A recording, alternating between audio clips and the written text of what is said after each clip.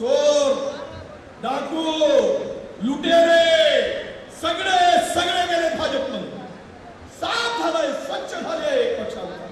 होते नव्हते सगळे गेले.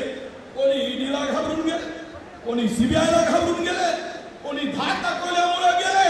हम डरने वाले नहीं है, इसीलिए कांग्रेस में है. डर गया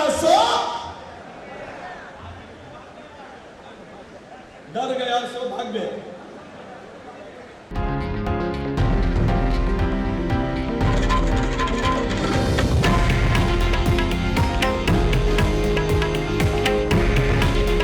हे आहे देशातील नंबर 1 न्यूज नेटवर्क आणि आपण पाहत आहात TV9 मराठी.